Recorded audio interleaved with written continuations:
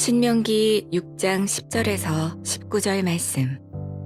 내 하나님 여호와께서 내 조상 아브라함과 이삭과 야곱을 향하여 내게 주리라 맹세하신 땅으로 너를 들어가게 하시고, 내가 건축하지 아니한 크고 아름다운 성읍을 얻게 하시며, 내가 채우지 아니한 아름다운 물건이 가득한 집을 얻게 하시며, 내가 파지 아니한 우물을 차지하게 하시며, 내가 심지 아니한 포도원과 감람나무를 차지하게 하사 내게 배불리 먹게 하실 때에 너는 조심하여 너를 애굽 땅 종되었던 집에서 인도하여 내신 여호와를 잊지 말고 내 하나님 여호와를 경외하며 그를 섬기며 그의 이름으로 맹세할 것이니라. 너희는 다른 신들 곧 내 사면에 있는 백성의 신들을 따르지 말라. 너희 중에 계신 너희의 하나님 여호와는 질투하시는 하나님이신즉 너희의 하나님 여호와께서 내게 진노하사 너를 지면에서 멸절시키실까 두려워하노라. 너희가 마사에서 시험한 것 같이 너희의 하나님 여호와를 시험하지 말고 너희의 하나님 여호와께서 너희에게 명하신 명령과 증거와 규례를 삼가 지키며 여호와께서 보시기에 정직하고 선량한 일을 행하라. 그리하면 내가 복을 받고 그 땅에 들어가서 여호와께서 모든 대적을 내 앞에서 쫓아내시겠다고 내 조상들에게 맹세하신 아름다운 땅을 차지하리니 여호와의 말씀과 같으니라. 샬롬. 오늘도 하나님의 말씀으로 하루를 시작하시는 여러분들에게 하나님의 은혜와 평강이 충만하게 넘치시기를 간절히 축복합니다. 2025년 9월 3일 수요일 신명기 6장 10절에서 19절 말씀을 가지고 그리스도인은 어떤 사람인가 라는 제목으로 함께 말씀 나누도록 하겠습니다. 여러분, 아침에 일어나서 가장 먼저 확인하는 것이 사람마다 다 다를 수 있겠지만 이제 스마트폰을 보고 알람을 이제 끌 수도 있고 메시지를 확인하고 저 같은 경우는 아이들도 이제 학교 가는 것 때문에도 그렇고 날씨 앱을 꼭 봅니다. 그런데 이제 그 상황 가운데서 만약에 이제 누가 하루에 이제 눈을 처음 떴을 때 내 옆에서 당신은 누구입니까? 라고 이렇게 질문을 한다면 아마 잠이 확 달아날 거예요. 여러분, 이 질문은 단순하지 않습니다. 우리가 이제 수련회 때도 이 정체성에 대해서 함께 나눴습니다만 우리의 여권으로는 이제 국적이 나오고 좀 주민등록증도 여기 비자 그런 데는 이제 이름과 주소 그런 것들이 나오지만 이것이 우리의 존재를 설명해 주지 못한다고 말씀드렸죠. 직업, 가정에서의 역할, 사회적 지위로도 우리의 전부를 설명할 수 없다라고 말씀드렸습니다. 결국 당신은 누구입니까? 라는 질문은 존재의 본질, 우리의 정체성을 묻는 질문입니다. 그래서 성경은 또 분명히 얘기하죠. 하나님의 본질에 대해서 얘기합니다. 출애굽기 3장 14절에서 하나님은 모세에게 나는 스스로 있는 자다 라고 말씀하셨어요.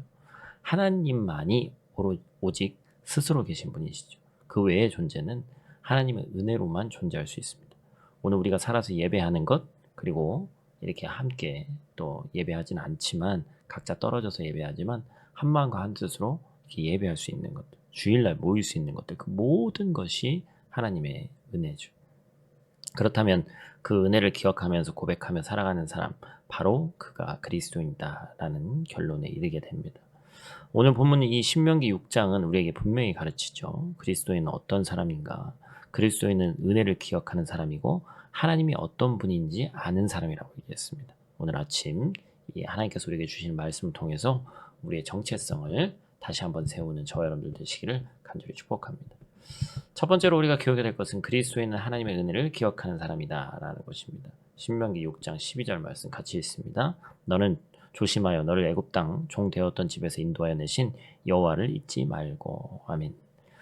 본문 말씀 이 12절 앞절 말씀에서는 하나님께서 이스라엘에게 주실 은혜를 묘사하죠.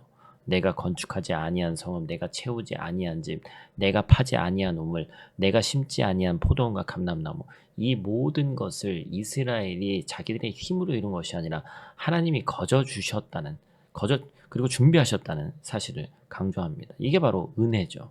우리가 한 것이 아닌데 하나님이 미리 준비하시고 주시는 것을 보니까 그것이 은혜라는 거예요.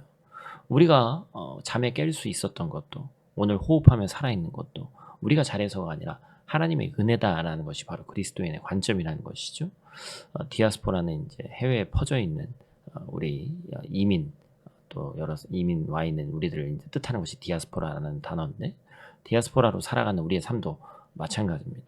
한국을 떠나서 타지에서 살아가는 것 자체가 쉽지 않지만 지금까지 살아온 걸 돌아보면 우리 힘으로 된 것이 아니라 은혜로 된 것임을 고백할 수밖에 없는 것이죠. 그런데 문제는 은혜를 기억하지 못하는 인간의 연약함입니다. 그래서 하나님이 이스라엘에게 너희를 종 되었던 애굽에서 건져내신 여호와를 잊지 말라라고 말씀하십니다. 출애굽 사건이 없었다면 가나안도 없었죠. 마찬가지로 우리 인생에도 출애굽 사건이 있습니다.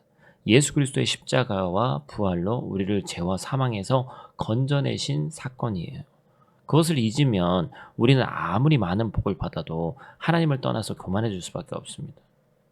우리 속담에 개구리 올챙이적 생각 못한다라는 말이 있습니다. 가난하고 어려울 때는 눈물로 기도하고 하나님께 간절히 이것만 해주시면 뭐든지 하겠습니다 라고 이야기하지만 형편이 나아지면 은혜를 잊어버리는 게 우리의 모습 아닙니까? 사실 우리의 가장 큰 연약함은 은혜가 필요할 때가 아니라 은혜를 누리면서 그 은혜를 잊는 것이다 라는 것이죠.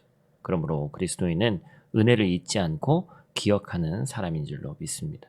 은혜를 기억한다는 것은 하나님을 기억한다는 것이기 때문에 그렇고, 하나님을 기억하는 것은 하나님의 뜻에 합당한 삶을 사는 첫걸음이다 라는 사실을 잊지 않는 저 여러분들 되시기를 간절히 축복합니다. 우리가 두 번째로 기억해야 될 것은 그리스도인은 하나님이 어떤 분인지를 아는 사람이다 라는 것입니다. 신명기 6장 15절 말씀 같이 읽습니다. 너희 중에 계신 너희의 하나님 여호와는 질투하시는 하나님이신즉. 본문 말씀은 하나님을 질투하시는 하나님이라고 불러요. 이거는 이제 제가 하나님을 인간의 어떤 언어로 표현하다 보니까 1절에 제가 한번 설교했던 기억이 나는데, 질투라는 인간적인 감정을 갖고 왔어요. 그래서 인간의 질투와는 다르다고 말씀드렸죠. 뭐가 다르죠? 인간의 질투는 열등감에서 나오는 것이고, 그런데 하나님의 질투는 사랑에서 나온다. 어떻게 질투가 사랑에서만 나올 수 있을까? 하나님은 이스라엘이 우상에게 마음을 뺏길까봐 염려하시면서 질투하시기까지 그들을 사랑하신다, 이렇게 얘기를 하는 거예요. 광야에서 이스라엘은 물이 없다고 원망하면서 모세를 시험했는데 그 시험은 사실 하나님을 향한 시험이었죠. 하나님은 이미 사랑으로 인도하셨는데 그 사랑을 의심한 겁니다. 그래서 본문은 너희가 마사에서 시험한 것 같이 여호와를 시험하지 말아라, 이렇게 경고하죠. 하나님을 아는 사람은 자신의 관점이 아니라 하나님의 시선으로 삶을 바라보는 자입니다. 여호와께서 보시기에 정직하고 선량한 일을 행하라라는 28절 말씀은 하나님 앞에서 정직하고 하나님 앞에서 선한 삶을 살라는 뜻입니다. 우리가 외국에서 살아가면서 느끼는 불안과 두려움, 자녀 교육의 문제, 경제적인 불안정 속에서도 하나님을 시험하지 않고 하나님이 어떤 분이신지를 믿음으로 붙잡을 때 우리는 분명히 경험하게 될 거예요. 하나님은 약속을 반드시 이루시는 분이시라는 사실을 우리가 기억해야 됩니다. 사랑하는 성도 여러분, 우리의 존재는 곧 정체성입니다. 그리고 우리의 정체성은 그리스도인입니다. 그리스도인은 은혜를 기억하고 하나님이 어떤 분인지를 아는 사람입니다. 그래서 우리는 상황을 탓하는 대신에 은혜를 바라보고 문제에 매달리는 대신에 하나님의 일하심을 기대하며 살아가는 사람들이에요. 오늘 하루를 어떻게 살면 될까요? 어렵지 않습니다. 하나님의 은혜를 하루에 하나씩, 하나 이상씩 꼭 기억하고 감사하는 것. 그것이 뭐 단순한 우리의 숨, 호흡일 수도 있고, 가족일 수도 있고, 교회일 수도 있고, 또 내가 다니는 직장 100% 다 마음에 들지는 않지만 그럼에도 불구하고 하나님이 또 경제적 상황을 또 허락하심에 감사하고, 그렇죠?